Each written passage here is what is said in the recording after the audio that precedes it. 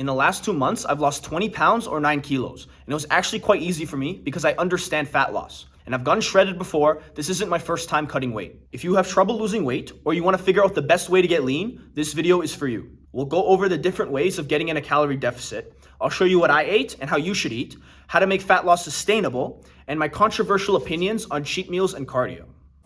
Every day, because when I wake up in the morning, I'm just so hungry. When I say it was easy, I really mean it. I'm not saying that for clickbait. I'm gonna give you 3 to 5 protocols in this video. If you do every single one of them, you're gonna make losing fat easy and inevitable. It takes lots of effort in the beginning to gain momentum, but it's like rolling a snowball down a hill. Tough at the start, but easy later. That's the stage I'm in right now. I'm losing weight real smooth because of my momentum and habits. It's inevitable that I'll get to my goal weight of 190 pounds. If you want this for yourself, you have to commit to giving it 100%. If you half-ass it, it's going to be more difficult and you'll see less progress. Counterintuitively, when you give it your all, it actually becomes easy. I recommend 2 ways of getting in a calorie deficit: tracking calories and protein, or intuitive eating. I've used both tactics to get super lean. For most of you, I'd say tracking is the way to go because you have precision and know exactly what you're putting into your body. You don't need to look at all your macros. You just need to track your calories and your protein. That's enough. You'll need a food scale to be accurate. The first few weeks of tracking will be annoying, but like rolling a snowball down a hill, eventually it becomes second nature and easy. There's lots of websites which will estimate maintenance calories. I'll link this one in the description. Start with mild weight loss, stick with that for a few weeks, see how much weight you lose. Protein. You need to be eating at least 0.8 grams per pound of body weight. This is non-negotiable. You should be hitting this every single day. And if you go higher, that's fine. A high protein diet is generally very filling. Intuitive eating is the second way of getting in a calorie deficit. It can be incredibly convenient and effective, but it has the potential to go horribly wrong. Almost all fat people got that way through intuitive eating. I've made it work by only eating until I'm 2 to 3 pounds heavier than my desired weight the next morning. I'll give you an example. I like to set goals for myself every week. So if I'm 210 right now, I want to weigh 208 this week, 206 next week, and 204 the week after. This week, in order to wake up around 208, I need to go to bed weighing 2 to 3 pounds heavier. So every evening before dinner, I weigh myself. If I'm below this number, I know I can eat a regular sized meal and go to bed. If I'm already 210, 211, or even higher, that means I ate a lot throughout the day. I'll have something very small with protein, maybe Greek yogurt, and that's it. Magically, I'll weigh in at 208 pounds the entire week. When next week comes around, I do it all over. In order to weigh in at 206, I need to go to bed another 2 to 3 pounds heavier. There's a lot more room for error when you try intuitive eating. It should only be used if you have a good understanding of portion sizes and how much protein you're eating every day. 95% of you will have better progress if you just tracked. Oh my God, man. We've talked about getting in a deficit, but what should you actually be eating and how much? A lot of people recommend intermittent fasting or even OMAD. I've seen people get great results, but you're gonna lose muscle if you do it like that. You wanna be eating protein throughout the day so you can maintain as much lean tissue as possible. I have 4 meals per day. I call them meals, but they're not all equally sized. I'll have a very light breakfast and a normal lunch, a light post-workout meal, and then a normal dinner. I prefer to have 1 or 2 big meals throughout the day instead of 3 to 4 small ones. It's the same amount of calories. I do it like this because I like the feeling of being satisfied. Of the 3 macros, protein is gonna be non-negotiable. It should be very high.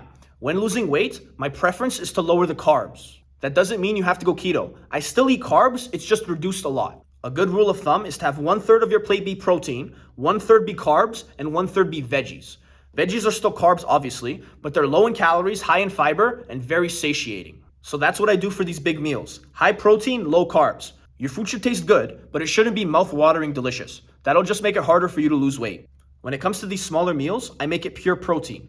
The point of these is to keep the body going. They're more snacks than they are actual meals. I have 4 protein snacks that I kind of rotate between. Almost every day for breakfast, I'll have 4 boiled eggs.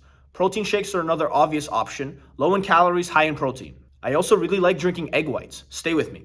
1 carton is only 240 calories and 56 grams of protein. They're pasteurized and safe to drink. You can get it down in like 5 seconds. It's not even that bad. And also, I really enjoy Greek yogurt with a little bit of honey. The point of these snacks is to get in lots of protein while eating as little calories as possible. Oh my God, what is he doing? Yeah. Okay, we just, 1 for every... There's an interesting phenomena I've seen, or maybe it's even happened to you. People will lose a lot of weight and then gain it all back. This occurs when weight loss happens too fast or goes on for too long. Losing 20 pounds was easy for me because I did it in a sustainable way. I'm going to show you how to make weight loss effortless and inevitable. When it comes to getting lean, fast is slow. I repeat, fast is slow.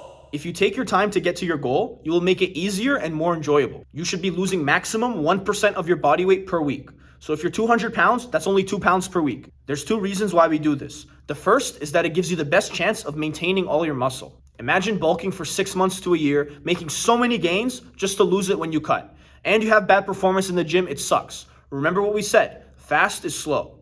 The second reason is that it will minimize the amount of diet fatigue. This refers to the hunger, thoughts about food, low energy that you'll experience while on a calorie deficit. A certain amount of diet fatigue is inevitable, but losing 20 pounds was really easy for me because I didn't go over 1% per week. Check this out. I started at 223 pounds back in January when I benched 3 plates.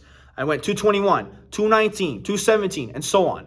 The entire time only losing 2 pounds per week. I barely felt it. What about duration? How long should you be losing weight? It's best to only go for 8 to 12 weeks at a time. Do it in a stair-step fashion. Lose up to 8 to 12% of your body weight, maintain for a bit. If you're still too fat, go another 8 to 12%, maintain again. The reason for maintaining is to reduce the diet fatigue a little bit. If we plot diet fatigue on the same chart, now it looks like this. As you lose weight, the diet fatigue rises. As you maintain, it falls a little bit. And then you can go hard again. How long you maintain depends on how hungry you feel. I only did 1 week here during my deload, but as I get leaner, I might have to maintain for 3 to 4 weeks. But the leaner you are, the higher your diet fatigue will rise regardless. For me, it would have been impossible to maintain a physique like this. Doesn't matter how long I eat at maintenance. Back in 2022, my diet fatigue rose so high that I borderline had an eating disorder. I remember fantasizing all the time about food. I watched so many pizza review videos by Dave Portnoy, and then every once in a while I would binge like crazy and then go on a fast to make up for it. It wasn't good. But this stuff will only happen to you if you get shredded, which isn't necessary. Here's the number 1 habit you can start tomorrow. Are you ready for this? Track your weight every single day. I recommend this for everyone. Not weighing yourself is like walking around in a pitch black cave. You have no idea where the fuck you're going. If you track your weight, at least you have a little flashlight that's helping you see the way ahead. Every morning when I wake up, I take a piss, and then I immediately step on the scale, write down my weight, track it. Your daily weight will fluctuate, that's okay. What's most important is your weekly average. That's what you pay attention to. By tracking our weight, we make it way more likely that we'll actually make progress towards our goals. We're estimating this to be around 3,500 calories. Fuck your cheat meals. And I say that with love. Going all in and giving your diet 100% effort is actually easier than going 99% because you don't leave room for compromise. You don't leave cookies in the house to tempt you. It frees up mental energy that you would normally use to resist junk food. But Paolo, if I do this, when am I going to enjoy myself? I'm not a robot. This isn't sustainable. That's the beauty of cutting in this stair-step cycle. If you know you only have to go hard for 8 to 12 weeks, at least there's an end in sight. You know it's not going to be forever. When it comes time for maintenance, you can eat a little higher calories, some more processed foods. If you follow a rigid protocol like I recommend, it will probably be really hard for the first 1 to 3 weeks. But remember what I said about rolling the snowball down the hill.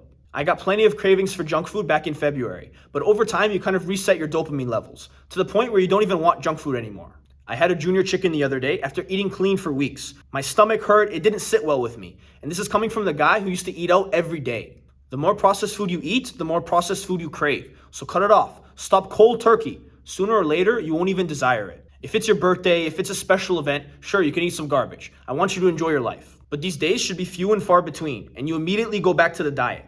Instead of viewing your calories on the daily time frame, zoom out and look at the entire week. If you know you need to get 14,000 calories in 7 days, it's okay to be over on 1 day, as long as you get back on track and balance out the rest of the week. The easiest way to prevent binging and getting off track is to stop having cheat meals in the first place. Fuck your cardio. No, I'm just kidding. Cardio can actually be very useful. It allows you to make your calorie deficit even bigger or keep your deficit the same while eating more. I'll be honest with you, I didn't do any cardio to lose 20 pounds.